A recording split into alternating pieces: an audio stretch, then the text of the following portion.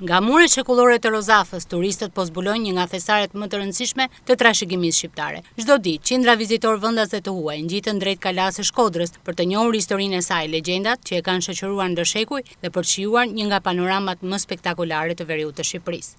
Është shumë bukur, vërtet shumë bukur. Jam shumë e lumtur që ndodhem këtu. Gjithçka është e këndshme dhe e bukur. Më pëlqen shumë. Pamja është e mrekullueshme. Pamja është e bukur dhe kalaja është shumë e madhe e madhështore. Është vërtet shumë bukur. Më pëlqen Shqipëria.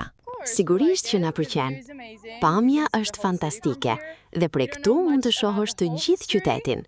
Nuk dim shumë për historinë, vetëm disa gjëra, pasi unë kam origjinë shqiptare. Babai im është nga Shkodra. Kam qenë këtu kur isha e vogël, rreth 4 ose 6 vjeçe. Aktualisht jetoj në Greqi, nuk jetoj këtu.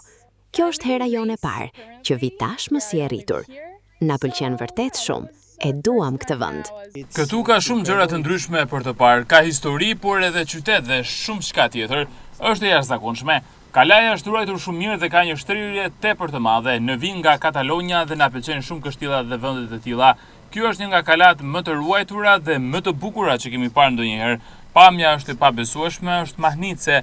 Kjo është dita jone e 4 në Shqipëri dhe jemi shumë të lumtur që ndodhemi këtu. Është e mrekullueshme të shohësh të gjitha malet, lumet, rrugët e vjetra që nuk përdoren më dhe rrugët e reja. Kalaja Shkodrës vijon të mbetet një nga pikat më të vizituara turistike në vend, duke mirëpritur çdo vit mijëra vizitor nga e gjithë bota. Historia, legjenda Rozafës dhe panorama unike që ofron e bëjnë këtë kala një simbol të identitetit të qytetit dhe një nga pasuritë më të çmuara të trashëgimisë kulturore shqiptare.